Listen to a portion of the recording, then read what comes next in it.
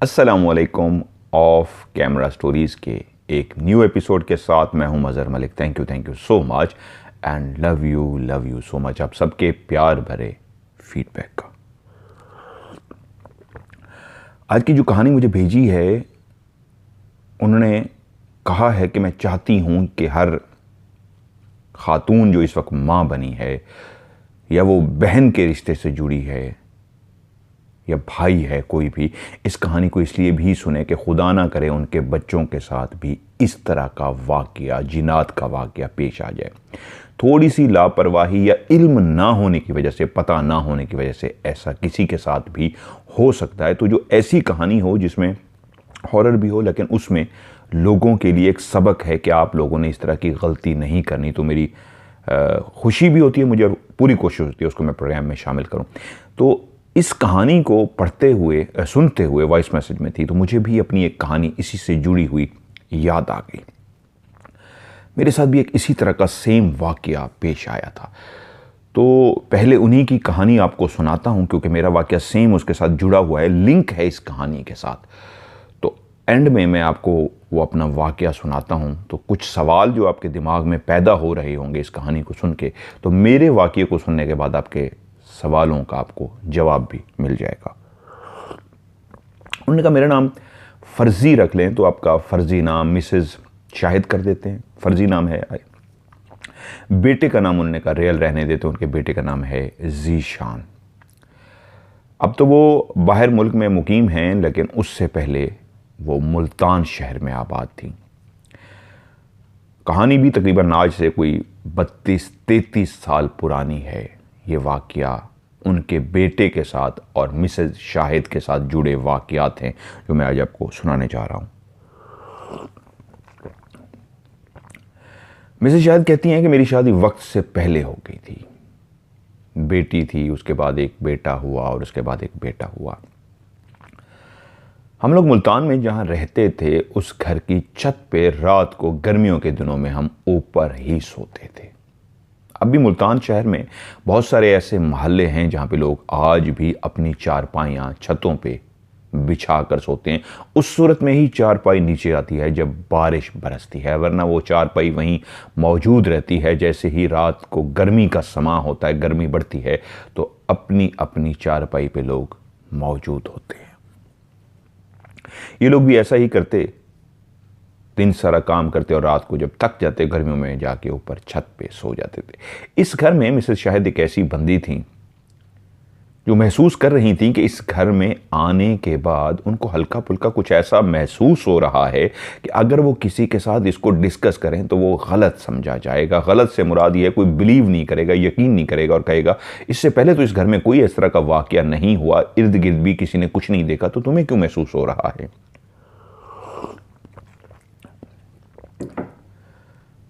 वो कहती है मैं एक रात अपनी चारपाई पे ऊपर छत पे ही सो रही थी। हमारे जहाँ पे घर था उसकी जो छत के साथ दीवारें थी, छोटी छोटी, जो पर्दे जिनको कहा जाता है, उससे खड़े होकर आप देखते तो सीधा आपकी आंखों के सामने ट्रेन की पटड़ी थी। और जहाँ पे ट्रेन की पटड़ी हो, यकीनन सी बात है वहाँ से ट्रेन भी गुजरती है, तो वो शोर मचाती हुई छक छक छक छक छक छक करती हुई ट्रेन जब वहाँ से गुजरती रात के टाइम, शुरू में तो ये डिस्टर्ब होती, लेकिन बाद में आहिस्ता आहिस्ता वक्त के साथ बाकी घर वालों के साथ जिस तरह वो आदी थे, मिसेस शाहिद भी आदी हो गई।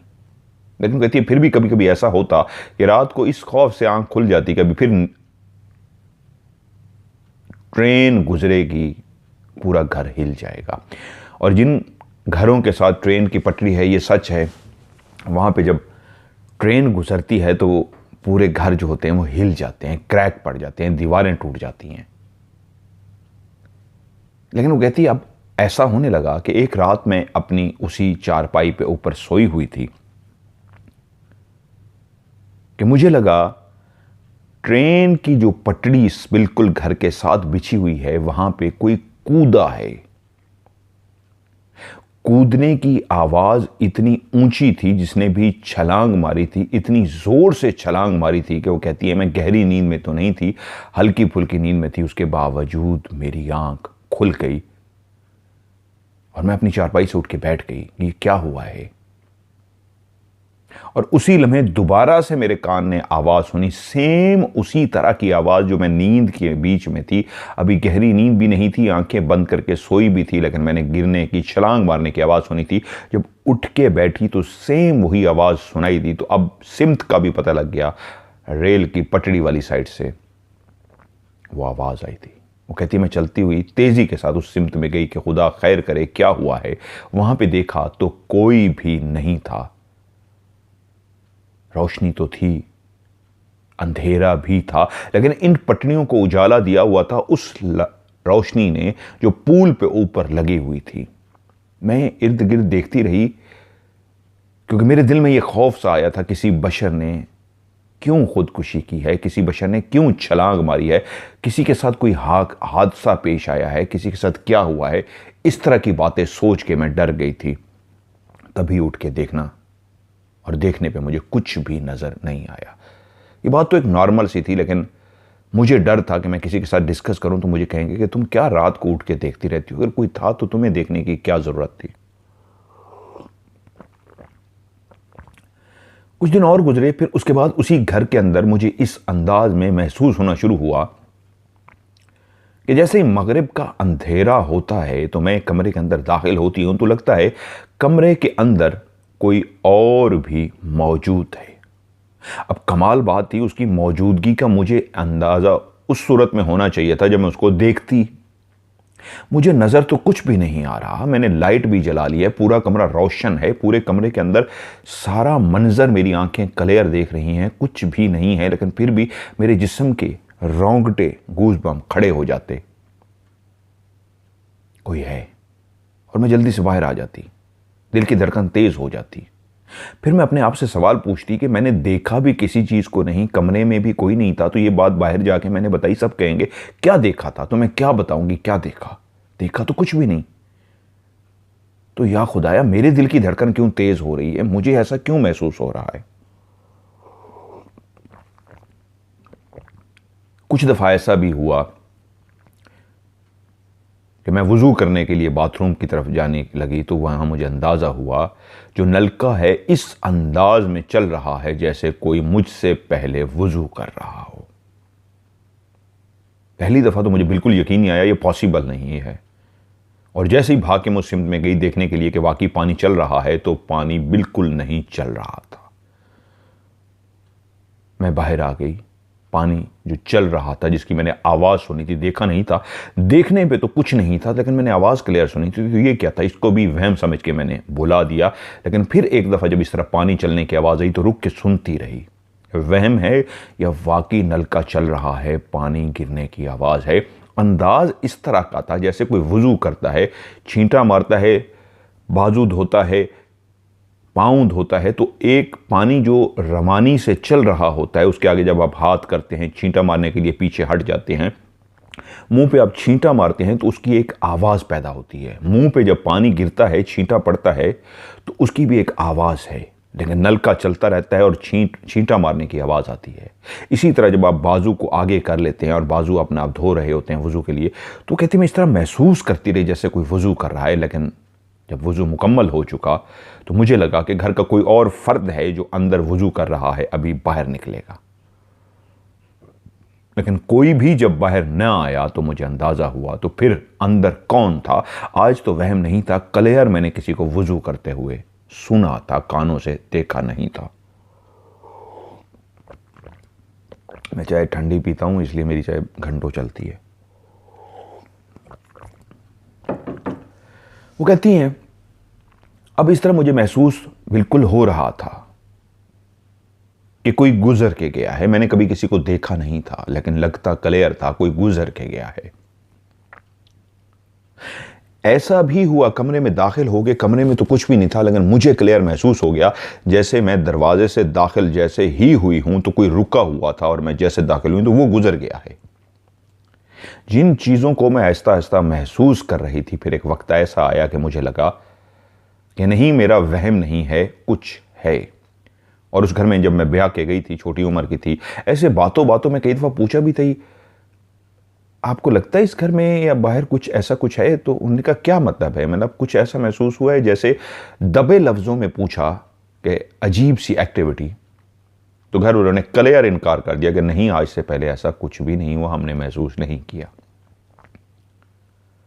लेकिन उनकी बातों से लगता था जैसे वो महसूस करते हैं लेकिन बता नहीं रहे। और ऐसा ही होता कि मैं अपने मुसल्ले की तरफ गई नमाज पढ़ने के लिए कि मैं नमाज पढ़ सकूं, अपनी इबादत कर सकूं, प्रेयर कर सकूं। तो उस वक्त मैं रुक सी जाती है, ऐसे जैसे रुक सा जाऊं और वेट करूं। मैं मुझे नहीं रीज़न पता होती थी कि मैं क्यों रुक सी जाऊं और क्यों वेट करूं। इस तरह की सिचुएशन मेरे साथ चलती रही, यहां तक कि फिर एक रात मैं ऊपर छत पर सोई हुई थी कि मुझे आवाज़ आई, पाँव में पाजेब पहने, पायल पहने कोई ट्रेन की पटड़ी के ऊपर रात के 2-2:30 बजे चल रहा है। ये आधी पहर थी, आधी रात थी, रात का आधा पहर, यानी आधी रात। तो आधी रात को कौन है जो पायल पहन के ट्रेन की पटड़ी पे चल रही है? मेरी आंख खुल गई और जिस वक्त मेरी आंख खुली तो मैंने देखा बाकी घर वाले सब के सब गहरी नींद सो रहे हैं। सिर्फ मैं ही हूं जिसकी आंख खुल गई है, और आंख भी खुली है पायल की छन छन से। अपने बिस्तर पे लेटे हुए उस आवाज को कुछ सेकंड सुनती रही। जब यकीन हो गया नींद से जाग चुकी हूं, अपने घर वालों की तरफ भी देखा कि ये ख्वाब नहीं है, हकीकत है, सब सो रहे हैं, आवाज अब भी आ रही है। तो मैं आहिस्ता आहिस्ता चलना शुरू हुई उस सिमत जिस सिमत से वो आवाज आ रही थी। और वो सिमत सी ट्रेन की वो पटड़ी जिसकी तरफ से आवाज आ रही थी। मैं चाहती थी ये जो भी है मैं इसको महसूस करूं, इसको देख सकूं, क्या है ये राज। इसलिए मैं आहिस्ता आहिस्ता चलती हुई जा रही थी। वो कहती है कि जब चलते चलते रात की उस तारीकी में, जहां पे छत के ऊपर जिस पे हम सब सो रहे थे, वहां तो अंधेरा था ताकि सब उस अंधेरे में गहरी नींद सो सकें, लेकिन जिस सिमत मैं जा रही थी वहां ट्रेन की पटड़ी थी, वहां पे पुल लगा था, वो खंबा लगा था जिसके ऊपर रोशनी भी जल रही थी। और जब मैं अपनी दीवार के बिल्कुल करीब पहुंच गई और मैंने उस तरफ देखा तो बिल्कुल दुल्हन का लिबास पहने, बिल्कुल दुल्हन का लिबास पहने, पांव में पाजेब पहने, कमर उसकी मेरी तरफ थी, और वो ट्रेन की पटड़ी के ऊपर चलना मुश्किल होता है। बचपन में हम भी चलते थे ट्रेन की पटड़ी के ऊपर, आप ऐसे पांव रख के चलने की कोशिश करें, गिर जाते हैं, बैलेंस नहीं होता। तो वो बिल्कुल अपना बैलेंस बनाए हुए पांव रखती हुई उस ट्रेन की पटड़ी के ऊपर चलती हुई जा रही थी। आपने मुझे मना किया है अपने इलाके का बताने का, वरना जिस जगह की मेरी बहन आप ये कहानी आपने मुझे भेजी है, इसी जगह पे मैंने चुड़ैल वाला प्रोग्राम किया था। और यही पता नहीं आप इजाज़त देंगे तो मैं आगे बता दूंगा, जो ये लिंक बनता है क्लियर इस चुड़ैल का। खैर, वो कमर उसकी मेरी तरफ थी, पूरा दुल्हन का उसका लिबास था, वही जो उस दौर में आज से 32-33 साल पहले दुल्हनें लाल कलर का, रेड कलर का सूट पहनती थी जिस पे काम हुआ होता था, और वो खुले बालों के साथ ट्रेन की पटड़ी पे रात को 2:30 बजे चलती हुई जा रही थी और छन छन छन करती हुई जा रही थी। वो कहती मेरे दिल की धड़कन इतनी तेज हो गई, मेरे अंदर इतनी हिम्मत नहीं हो सकी कि मैं मजीद वहीं पे खड़ी रहूं। जल्दी से मैं चलती हुई वापस आ गई। जैसे मैं वापस आई तो छन छन की आवाज बंद हो गई। मुझे लगा ये कहां रुक गई है, क्या हुआ है, मुझे दोबारा से इसको देखना चाहिए। छन छन की आवाज क्यों बंद हो गई है? तो फिर कहती है मैं आहिस्ता आहिस्ता चलती हुई गई, इस अंदाज में छुप के देखा कि कहीं अगर उसका रुख मेरी तरफ हो चुका है तो मुझे देख ना ले। और जब मैंने छुप के देखा तो नीचे कुछ भी नहीं था। और आगे हुई क्लियर देखने के लिए कि हमारी घर की दीवार के साथ तो नहीं है, इधर उधर कहां, हर जगह देख लिया, वो कहीं पे भी नहीं थी। तो इतनी जल्दी वो कहां जा सकती थी? आधी रात को दुल्हन का लिबास पहने छन छन करती वो, जिसकी मैंने कमर देखी थी, चेहरा नहीं देखा था, तो वो इतनी जल्दी गायब कहाँ हो गई थी? तभी मेरे दिल की धड़कन तेज थी जो उसने गवाही दी। वो औरत नहीं थी, वो वही थी जिसके बारे में अक्सर सुन रखा था कि ये दुल्हन का लिबास पहन के घूमती है। हाँ, ये ज़रूर था कि पायल की आवाज़ से उसने मिसेस शाहिद को अपनी तरफ मुतवज्जो किया था। अगर पायल ना पहनी होती और वो चल रही होती तो वो लेटी रहती, उसको उठ के ना देखती। पायल की आवाज़ उसने पैदा ही इसलिए की थी कि घर का कोई फ़र्द और ना जागे, मिसेस शाहिद ज़रूर उठ के उसको देखे। और उसने अपना आप कमर करके दिखा दिया था और जैसे वो पीछे मुड़ी थी वो चुड़ैल गायब हो गई थी। अब वो कहते हैं इसी तरह के वाक़यात मज़ीद भी घर के अंदर हो रहे थे। इस तरह की चीज़ें चल रही थी कि उन्हीं दिनों एक ऐसा वाक़या हुआ जिसने हम सबको बहुत ज़्यादा परेशान कर दिया। हुआ यूं, जिसका नाम ज़ीशान बताया है उन्होंने, उनका बेटा, उसको लेके पहर जो है, मैं इस वक्त क्लियर नहीं करना चाह रहा लोग, क्योंकि मेरी बहन का इस पहर हम गए थे। तो बहुत दफ़ा ये होता है कि मेरी जितनी भी स्टोरीज़ हैं उसके अलावा जो मैं रूहानियत की भी बात करता हूँ तो कोशिश करता हूँ आम बंदा भी उसको सुनता है तो वो खौफज़दा ना हो जाए, तो इसलिए मैं बात को थोड़ा सा गोल मोल करता हूँ। बहरहाल एक टाइम था, वो कहती हूँ उस टाइम को जो ज़ीशान था वो अभी बहुत छोटा था, 2-2.5 साल का, अभी बातें नहीं करना, 2 साल का, इतनी उम्र थी कि अभी बातें उसकी शुरू नहीं हुई थी। खेलता कूदता था, भागता दौड़ता था, बातें करना अभी शुरू नहीं हुआ था। तो कि उसको लेके हम मियाँ बीवी और वो बेटा और बच्चों को लेके हम कहीं गए हुए थे, और जो हमारी रेल की वो पटड़ियाँ सी थी घर के साथ, उसी तरफ से हम पैदल अक्सर आते थे। वहीं पे एक पीपल का दरख्त था, बेरी का दरख्त और पीपल का दरख्त, ये जिन्नात की मशहूर जगह है। आज भी कहीं पीपल का दरख्त है तो कोशिश करें रात के टाइम वहां पे ना जाएं। बेरी का दरख्त है तो ज़रूर बेर तोड़ें, रात के टाइम पत्थर नहीं मारना। अगर बेरी घर के अंदर है फिर खैर है, बेरी किसी वीरान जगह पे है, पीपल किसी वीरान जगह में, तो कोशिश करना है उससे दूर जाएं। डरने की ज़रूरत नहीं है, ये नहीं मैं कह रहा मैं आपको डरना है, एहतियातन कह रहा हूँ। एहतियात अच्छी चीज़ होती है। खान खा पंगा करने चल पड़े हो, चलो जी पंगा करते हैं, ऐसा ना करें। खैर, वहीं वो जो पीपल का दरख्त था उसी के नीचे से हम अपने बेटे को लेके चलते हुए आए। ये कहाँ याद था कि हम कहाँ पीपल का दरख्त है उसके नीचे गुजर रहे। जब माँ बाप साथ होते हैं, बच्चे का हाथ पकड़ा होता है, तो वो कुछ देर चलता रहा, फिर उसको गोद में उठा लिया और घर पहुंच गए। सब सोने के लिए लेट गए। ज़ीशान बिस्तर में लेटा तो एकदम से उसने रोना शुरू कर दिया।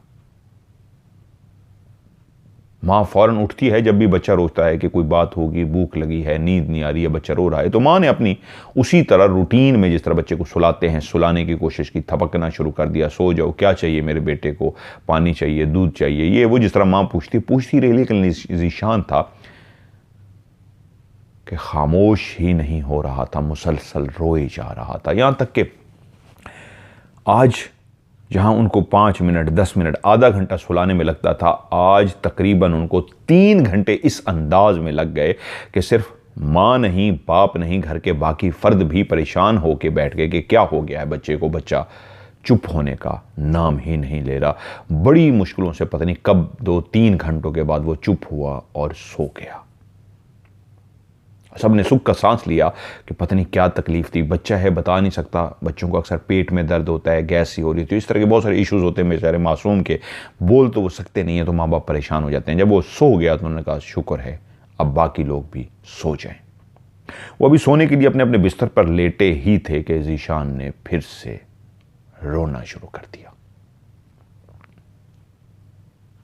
अब एक बात कंफर्म थी, उसके पेट में दर्द है, कान में दर्द है, या कोई भी ऐसी उसको प्रॉब्लम है बेचारे को जो वो बता नहीं पा रहा, बोल नहीं सकता, अभी छोटा है लेकिन तकलीफ में है। तो खैर माँ उसको गोद में लेके बैठी रही, चुप कराती रही। सुबह हो गई।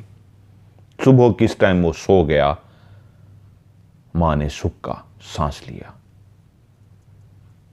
लेकिन उसके बाद ऐसा हुआ कि 2-3 घंटे तो सोता रहा, 4-5 घंटे वो सोता रहा, वो उठ गया, बच्चा था वो खेलता रहा, उसी तरह रूटीन में आ गया। जो भी उसको तकलीफ थी इसका मतलब है वो ठीक हो चुकी थी। सब अपने अपने कामों पे जा चुके थे। माँ अपने काम कर रही थी, घर के जो रूटीन के काम होते हैं। वहीं पे जैसे ही शाम हुई तो वो बच्चा इस अंदाज में खेल रहा था, भाग रहा था, जैसे वो आगे आगे भागता और उसके पीछे कोई बच्चे आपस में खेल कूद रहे होते हैं, इस अंदाज में भाग रहा था। माँ ने वह बात ज़रूर नोट की कि उसके खेलने का स्टाइल थोड़ा सा बदला हुआ था। आगे आगे भागता था, फिर किसी के पीछे देख के हंसता था, फिर भाग पड़ता था, फिर आगे जाता था, रुक के पीछे किसी को देखता था, जैसे जो पीछे आने वाला है वो रुक गया है तो वो वेट कर रहा है, वो उसके पास है तो वो फिर भाग पड़े, और खड़े खड़े इस अंदाज में भागता हंसते हुए जैसे वो उसके करीब आ गया है। ये एक बच्चों के खेलने का स्टाइल होता है। तो माँ परेशान हुई, बच्चा है, खेल रहा है, लेकिन जैसे ही वो सोने के लिए लेटा तो फिर से उसने रोना शुरू कर दिया।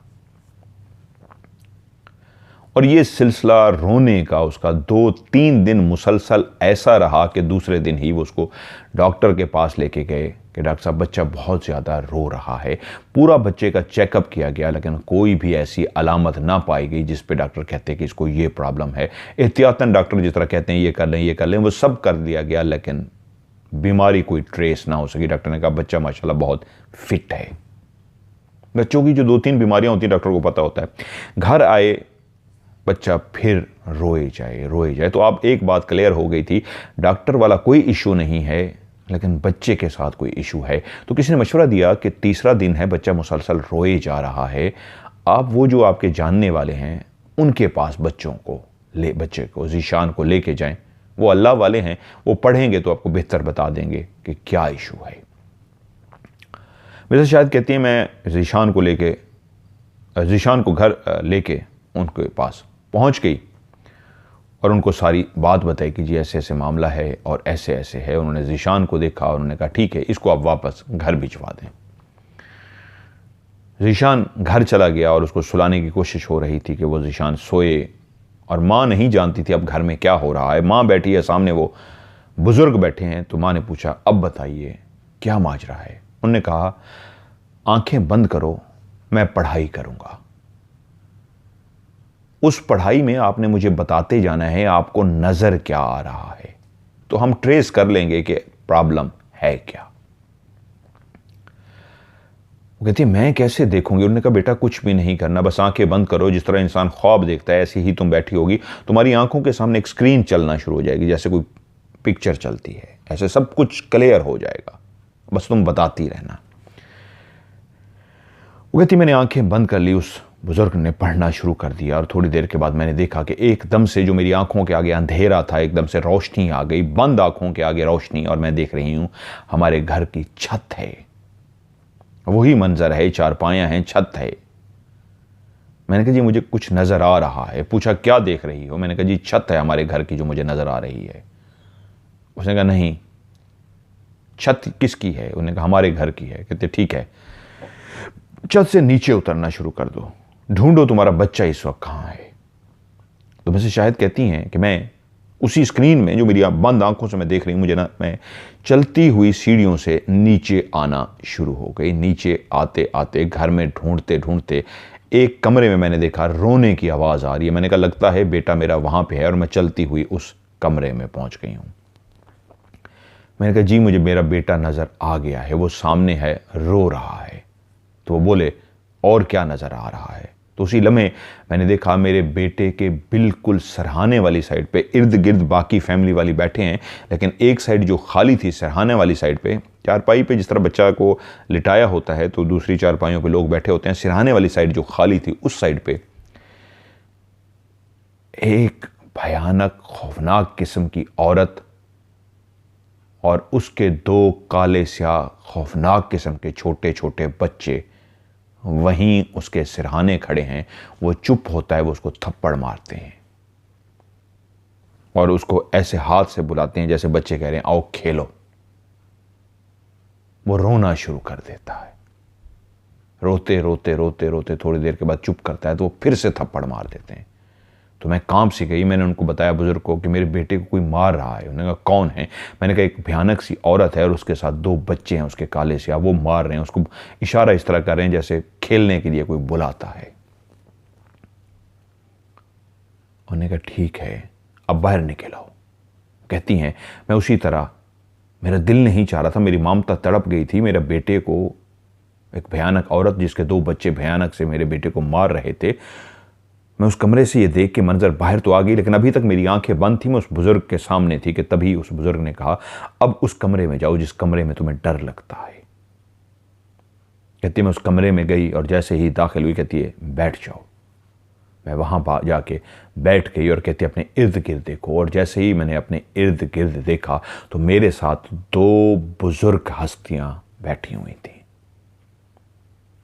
ऐसे बुजुर्ग जिनके बारे में अक्सर मैं पहले भी स्टोरीज में बता चुका हूं, जिनकी दाढ़ी बिल्कुल सफ़ेद होती है, जिनकी ये भवें भी सफ़ेद होती हैं, पलकें भी सफ़ेद होती हैं, सर के बाल भी सफ़ेद होते हैं, चेहरा भी पुरनूर सफ़ेद सा, ऐसे जैसे सफ़ेद रोशनी फैली हुई हो। ऐसे ही दोनों सफ़ेद बुजुर्ग थे। एक के हाथ में डंडा था और एक के हाथ में कशकोल, और वो दोनों मेरे साथ बैठे हुए थे। मैंने कहा जी दो बुजुर्ग हैं, हस्तियां हैं, मेरे साथ बैठी हैं। कहते हैं ठीक है, अब कुछ देर खामोश रहो और उसके बाद आंखें जब मैं कहूं तो खोल लेना। मैं कुछ देर खामोश रही और उसके बाद पढ़ते रहे और फिर मुझे कहा आंखें खोल दो। जब मैंने आंखें खोली तो मंजर ये था कि सामने वो बुजुर्ग जिन्होंने पढ़ाई की थी और मैंने बैठ के आंखें बंद करके कुछ देखा था। मैं उस जगह पे वापस आ गई और मैंने उनसे पूछा ये मैंने क्या देखा है। कहती है वही जिसका हल तो मुझसे पूछने के लिए आई थी। उस घर के अंदर जिनात के बच्चे हैं, वो जिनात की माँ थी, वो खेलते हैं तुम्हारे बेटे के साथ। वो जो रो रहा है वो उस वक्त रात को उसको बुलाते हैं, वो मारते उसको इसलिए नहीं है कि तकलीफ देना चाहते हैं, वो बच्चे हैं, वो भी मासूम है, ना समझ हैं, वो उसको अपने साथ खेलने के लिए बुलाते हैं। क्या तुमने अपने बच्चे को उनके साथ खेलते हुए देखा था 2-3 दिन से? कहती है मैंने कहा जी बिल्कुल, ये आगे आगे भागता था, ऐसे मुड़ के देखता था और मुझे उस वक्त भी महसूस हो रहा था जैसे किसी के साथ खेल रहा है। तो उन्होंने कहा वो उसी के साथ खेलता है, अब वही उसको मार रहे हैं कि आओ हमारे साथ खेलो। और तुम्हें पता है ये कहां से आए हैं? ये तुम्हारे घर में नहीं रहते। पीपल का दरख्त है कि तुम्हारे घर के साथ? मैंने कहा जी बिल्कुल है। उन्होंने कहा ये वहां पे रहते हैं, जब तुम वहां पे ऐसे टाइम पे गुजरी थी जिस टाइम पे नहीं गुजरना चाहिए था, तभी ये वहां पे खेल रहे थे उस पीपल के ऊपर। तुम्हारे बेटे को देख के ये पीछे पीछे आ गए और तुम्हारे घर आ गए, उसको मारा इसलिए कि उठो हमारे साथ खेलो। तो रात को तुम्हारा बच्चा इसलिए रोता रहा था पहली सारी रात कि उसको मारते थे कि खेलो हमारे साथ, और अगली शाम तुमने देखा वो उनके साथ खेलता फिर रहा था। तो वो रहते वहीं पे हैं, खेलने के लिए आ जाते थे। बट परेशान मत हो, तुम्हारे घर में दो नेक हस्तियां भी हैं। तुम्हें आज जो दिखा दिया है वो इसलिए दिखाया है, अब एहतियात करना, उस घर के अंदर सफाई रखना, पाकीज़गी रखना, उनका ख्याल रखना। वो बहुत नेक हस्तियां हैं, वही हिफाजत करेंगे इस घर की, परेशान मत हो, जाओ। अब वो नहीं छेड़ेंगे तुम्हारे बच्चे को। क्या राज था, क्यों नहीं छेड़ेंगे? उन्होंने ये नहीं बताया, सिर्फ इतना कहा कि जो नेक हस्तियां हैं वही काफ़ी हैं तुम्हारे घर के लिए, जाओ। और मैं घर आ गई और जब मैं घर पहुंची तो उन्होंने कहा बच्चा अब रो नहीं रहा, और ऐसा ही हुआ। उसके बाद ज़ीशान बिल्कुल भी नहीं रोया और नॉर्मल हो गया। तो इसका मतलब है वो जो पीपल के दरख्त से बच्चे के पीछे आ गए थे अपनी मां के साथ, जब वो आए तो उनकी मां भी पीछे आ गई। वो आए, रात का पहर था, रात को जिनात के बच्चे खेलते हैं, तो तभी उन्होंने उसको कहा खेलो हमारे साथ। वो बच्चा था, बोल नहीं सकता था, वो इसलिए बेइंतहा रोता था। माँ कहती मैंने भी 1-2 दफ़ा चुप जब नहीं कर रहा था उससे, मैं इसको ऐसे प्यार से ऐसे डांटने के लिए, डराने के लिए चुप चुप चुप ऐसे हाथ टच किया, मारा नहीं। लेकिन वो बच्चा था, वो क्या बताता माँ को कि मुझे आप नहीं, मैं रो इसलिए रहा हूँ, कोई और साथ खड़ा है। लेकिन उसके बाद फिर ऐसा हुआ कि वो बेटा आज जवान हो चुका है, उसके अपने बच्चे हैं। ज़ीशान जो है 33 साल उसकी उम्र है।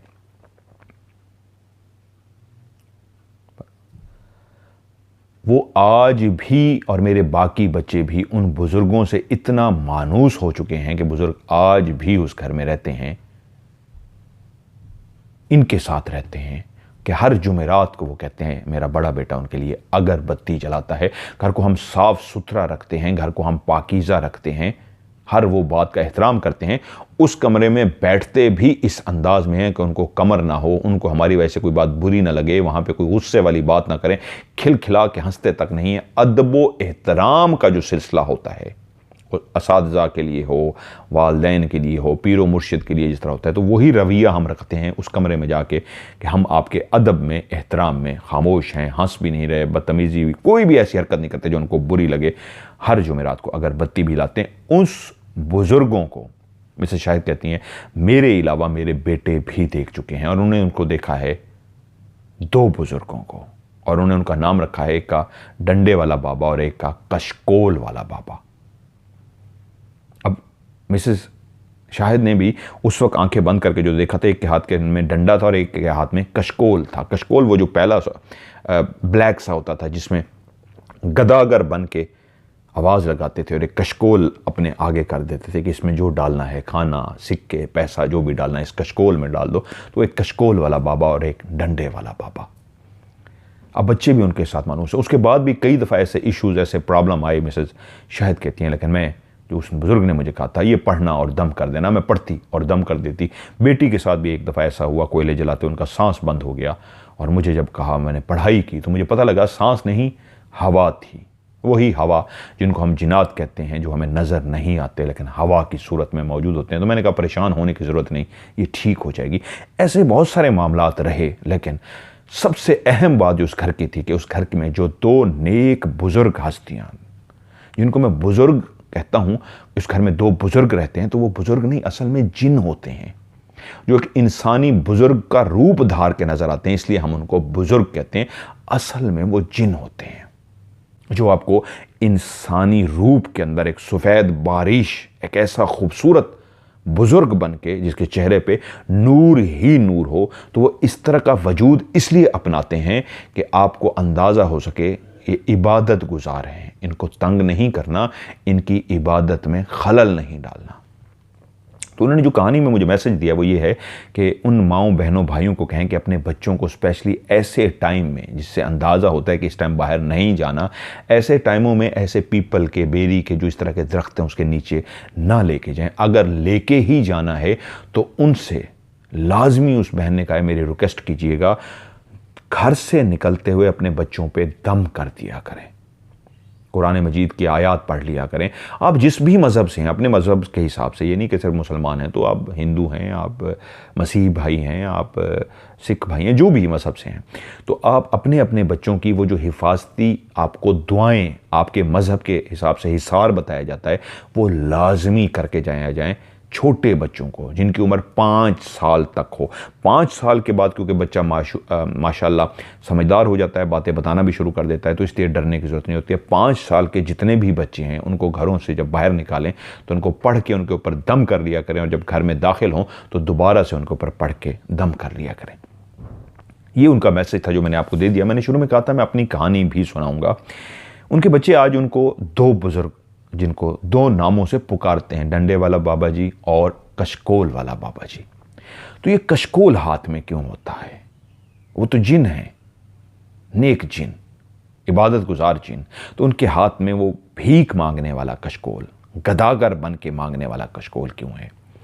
मैं और मेरे एक दोस्त, जिसकी कहानी मैंने पहले भी कई दफ़ा सुनाई है, वो दुबई में होते हैं, फैसल, जो मुझे प्यार से मुर्शिद कहते हैं, मैं उनको प्यार से मुर्शिद कहता हूँ। फैसल और मैंने एक पहले कहानी भी सुनाई थी। वो दाता दरबार हम गए थे, हम ऐसी जगहों पे जाते रहते थे, मुझे शौक़ था। उस वक्त मैं बहुत कोशिश कर रहा था मैं सीखूं, मैं रूहानियत सीखूं, किसी बुज़ुर्ग से मिलूं, किसी नेक हस्ती से मिलूं, और इस तरह की मैं बहुत सारी कोशिशें करता रहता था। सीख भी रहा था, पढ़ भी रहा था, किताबें थी, बहुत सारे मंजर थे। तो एक वाक़या मैंने सुनाया था आपको, फैसल और मैं गए थे। ऐसे ही एक दफ़ा हम फिर से गए किसी ऐसी बुज़ुर्ग हस्ती को ढूंढने के लिए जो नेक बुज़ुर्ग हस्ती हो, हम उससे बैठें और कोई बात कर सकें, कुछ रूहानियत सीख सकें, या उसको कहें बाबा जी हमें कोई दुआ दो, कोई अमल दो, कोई वजीफ़ा दो। मतलब मैं गोल मोल सी बात कर रहा हूँ।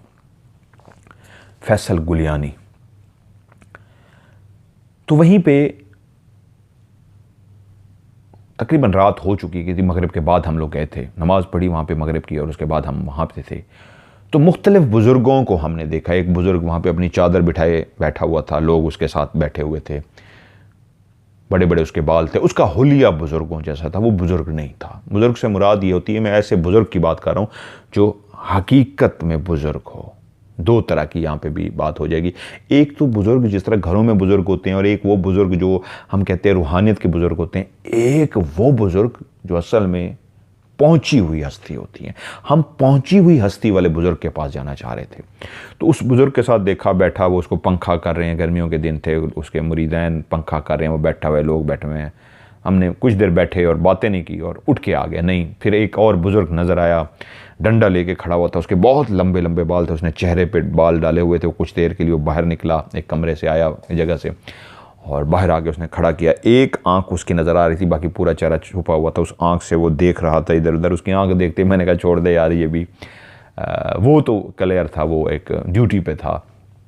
बहुत सारे ऐसे लोग होते हैं, ड्यूटी से मुराद दुनियावी ड्यूटी, वो वाली जिनात वाली ड्यूटी नहीं, मतलब हुलिया बदल के ड्यूटी देते हैं कि सिक्योरिटी पॉइंट ऑफ व्यू से मुल्क की जो एक यूँ कह लिए ना एजेंसियाँ और जो ये इदारे होते हैं ना, सिक्योरिटी के लिए भी ऐसे लोग वहाँ पे मौजूद होते हैं हुलिया बदल के, ताकि अमन व अमान कायम रह सके, और ये अच्छी बात है।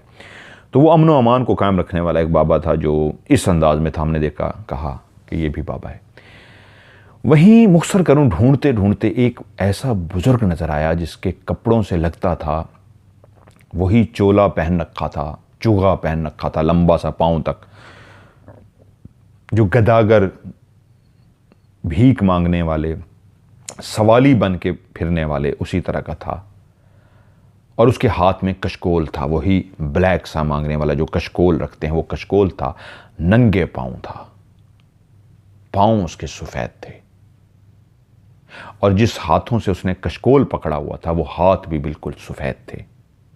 उसका चेहरे के ऊपर दाढ़ी थी, सफ़ेद सा, उसने सर पे पगड़ी टाइप सा पहना हुआ था, जुल्फ़ें उसकी बड़ी बड़ी सी थीं, गले में उसने बड़े बड़े मोती पहन रखे थे, मोतियों के हार पहन रखे थे, मालाएं पहन रखी थी। जिस तरह तस्बीह होती है उसके दाने छोटे होते हैं, ये बड़े बड़े दाने थे, ये भरा हुआ था उसका सीना, तस्बीहों की तरह के बड़े बड़े मोती, मालाएं। हाथ में उसके कशकोल था। वो सामने से आ रहा था, अंदर कहाँ से आ रहा था हमें नहीं पता, दाता दरबार की बात बता रहा हूँ। वो चलता हुआ जब हमारे सामने से आया तो उसने हमारी तरफ नहीं देखा, उसकी निगाह नीचे ज़मीन की तरफ थी, हाथ में कशकोल था। वो सीधा चलता हुआ आया और बाहर की तरफ जाने लगा। हम दोनों ने एक दूसरे की तरफ देखा और लगा कि जिस मकसद के लिए हम यहाँ पे आए थे वो मिल गया। आओ ये है। अच्छा, हम जज कैसे करते थे? उसके पास पहुंच के कुछ देर देखते रहते थे, उसके चेहरे की तरफ देखते रहते थे, उसकी बातों को सुनते थे। उस वक्त इतना इल्म नहीं था, लेकिन जज करते थे हम इस तरह। वो यूं हमको ये नहीं थे कि हमें कुछ चीज़ों का पता था और हम बड़े पहुंचे हुए थे, हमें तो पता ही नहीं था। ऐसे बातें सुनने के बाद उसकी बॉडी लैंग्वेज और उसकी दुनियावी बातें कहते थे, वो यार ये छोड़ दो, ये एवं ही है। उसकी पर्सनैलिटी से लगा कि ये एक पहुंची हुई हस्ती है। लेकिन कशकोल था, वो एक अजीब लगा। उसके हाथ में कशकोल क्या है? कशकोल में फूल थे, येलो कलर के वो फूल थे उसके, येलो नहीं, येलो से मिलते ही कह लीजिए, फूल थे। वो बाहर की तरफ गया, हम उसके पीछे बाहर चले गए। ये मैं आपको एक बहुत बड़े राज की बात बता रहा हूँ। हम उसके पीछे इस अंदाज में चलना गया, मैं इसको मुख्तसर करता हूँ क्योंकि कहानी लंबी ना हो जाए।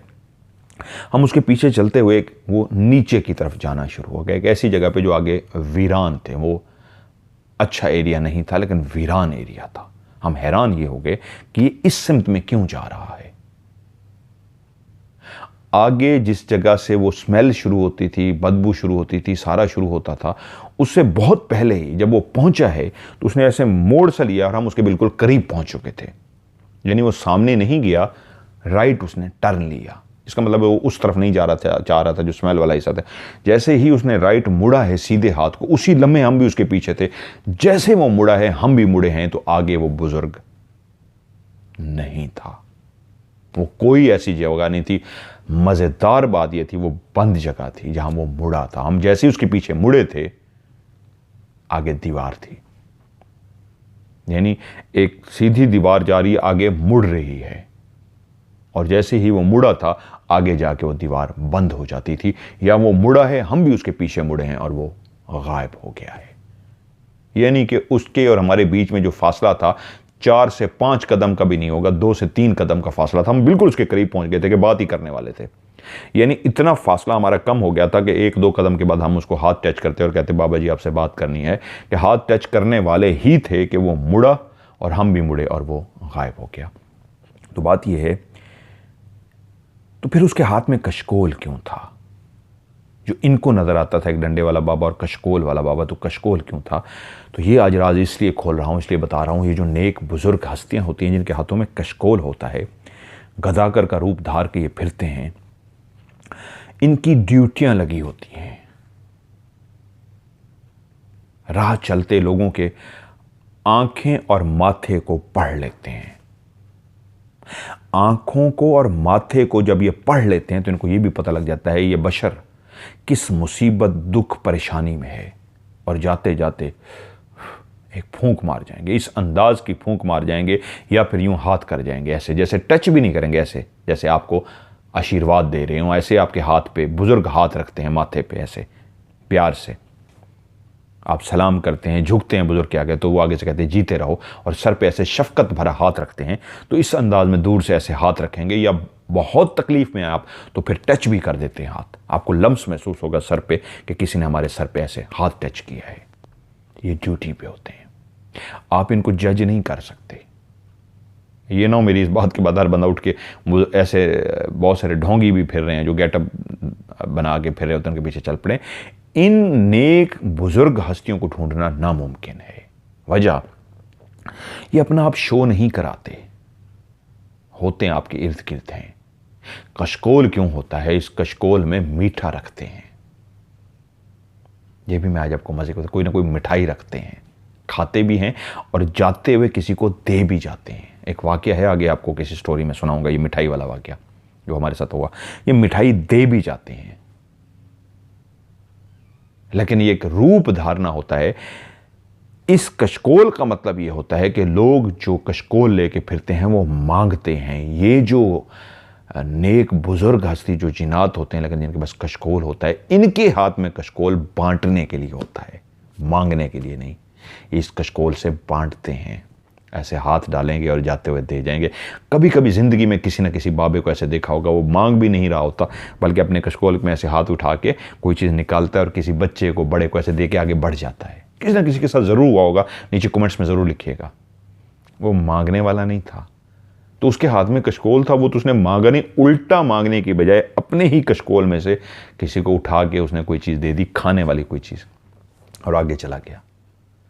तो ये बांटने वाले बुजुर्ग होते हैं, वो नेक बुजुर्ग जिन जो ड्यूटी पे होते हैं, या फिर नेक बुजुर्ग हस्ती जिनके अलावा भी हो सकता है। ये तो जिनात की मैं बात बता रहा था, इंसान भी हो सकते हैं, लेकिन वो ड्यूटी में हैं, आजिज़ी की उस इंतहा को होते हैं कि किसी दर्जे पे फायज होते हैं, और उनका कशकोल बांटने के लिए है, मांगने के लिए नहीं।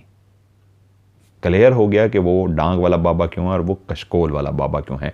वो हैं जिनात, नेक इंसान, बुजुर्ग जिस तरह नेक होते हैं इंसानों में, उनका रूप धारे हुए हैं, लेकिन बांटने वाले हैं। यही जिनात भी अक्सर वही रूप धार के, जो बच्चों ने देखा है, इनके घर में नहीं, बाहर दूर कहीं सफ़र करके, इनके इर्द गिर्द नहीं, इनके महल्ले, इनके इलाके, इनके शहर में नहीं, ये उड़ सकते हैं। ये जिनात है ना, पर वाले हैं, ये दूर किसी शहर में, किसी मुल्क में जाके वहाँ पे लोगों की मदद करके, इसी रूप में लोगों को नज़र आके लोगों की मदद करके वापस अपने ही उसी घर में पहुँच के अपनी इबादत करते हैं।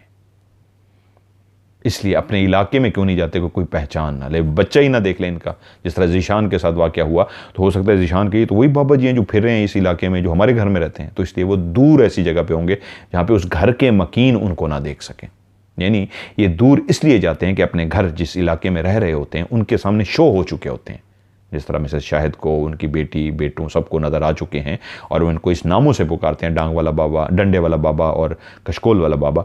तो ये फिर हमेशा ऐसी जगह पे जाएंगे जहाँ पे ये बच्चों से इनका आमना सामना ना हो, या उनके मिलने वालों से भी आमना सामना ना हो कि उनको बता सकें जो हुलिया आप बताते हैं वो तो वहाँ में नज़र आए थे, इसलिए दूर जाते हैं। तो ही एक ख़ास बात जो मैंने कहा ना, तस्वीर में कहता हूँ आपको भेजे, तो यही चीज़ पढ़ी जाती है, माथा और आपकी आंखें। इसलिए मैं आपको कहता होता हूँ, जब भी मेरे पास तस्वीर भेजे ना अपनी, पूछना अपने बारे में, तो ऐनक उतार लिया करें, चाहे वो आप नज़र की ऐनक है या कोई भी ऐनक है, ऐनक उतार लें, माथा क्लियर और सामने की तरफ देखते हुए, बस एक फ्रेम, एक झलक काफ़ी होती है। आंखें बता देती हैं, चेहरा बता देता है, माथा और आंखें बता देती हैं ये इस वक्त किस तकलीफ़ में है, और पता लग जाता है। ये नेक भी ऐसे ही जो हस्तियाँ हैं, अल्लाह उनको खुश रखे, मतलब अल्लाह उन पर अपनी और रहमत करे, इन्हीं की वजह से हम बचे हुए हैं। ये उन्हीं का सिखाया हुआ है मुझे कि इस तरफ वो फिर पता लग जाता है, माथे और आंखों को पढ़ लिया जाता है। तो बात लंबी हो गई, एक्सप्लेन करते करते आप लोग बोर ना हो जाएं। खैर, आपका कभी ऐसे बुज़ुर्ग से पाला पड़ा है जिसने लिया ना हो बल्कि जाते हुए कुछ दे के गया हो? ज़रूर कमेंट सेक्शन में नीचे लिखिएगा। आपकी मज़ीद भी कहानियाँ इंशाल्लाह आगे प्रोग्राम का हिस्सा बनाऊंगा स्टोरीज़ को, तो आप भी अपनी कहानी मुझे भेजिए, लिख के भी भेज सकते हैं और वॉइस मैसेज भी व्हाट्सएप पे वॉइस मैसेज भी रिकॉर्ड करके भेज सकते हैं। लिख के भेजें या वॉइस मैसेज रिकॉर्ड करके भेजें। तो आखिर में आपने लफ्ज़ लिखना है OCS, OCS, O for of, C for camera, S for story, या फिर स्टोरी खाली लिख भी सकते हैं, STORY इंग्लिश में, या उर्दू में सीन टे वाओ रे छुटिया री। स्टोरी लिखें या OCS आखिरी लफ्ज़ लाजमी लिखें। अगर आपने, जिस तरह आज की मैंने कहानी एक पुरानी मुझे मिली है, उन्होंने क्या किया, मुझे स्टोरी लिख के भेजा, तो दोबारा उनको ख्याल आया कि मेरी स्टोरी का नंबर अभी तक क्यों नहीं आया, तो उन्होंने वॉइस मैसेज नहीं भेजा, लिखा कुछ नहीं, उन्होंने फिर से स्टोरी लिख दिया, तीसरी दफ़ा फिर से स्टोरी लिख दिया। तो उनको मैंने जवाब दिया, आपकी कहानी का नंबर महफूज है, जैसे ही नंबर आएगा आपकी कहानी प्रोग्राम में शामिल हो जाएगी। तो सिर्फ नीचे आपने स्टोरी लिखना है और मेरा व्हाट्सअप का नंबर जिस पे आपने वॉइस मैसेज या फिर उर्दू में लिख के या भेजना है, वो मेरा व्हाट्सअप का नंबर है। पाकिस्तान का पहले कोड मिलाएंगे 0092 313 6655500। मैं रिपीट कर देता हूँ, 0092 313 6655500, 00923136655500। इस पे भेज दीजिए, इंशाल्लाह आपकी कहानी भी OCS का हिस्सा बन जाएगी। तो आज की इस OCS से मज़हर मलिक को दीजिए इजाज़त। अपना ढेर सारा ख्याल रखिएगा। खुदा हाफिज़।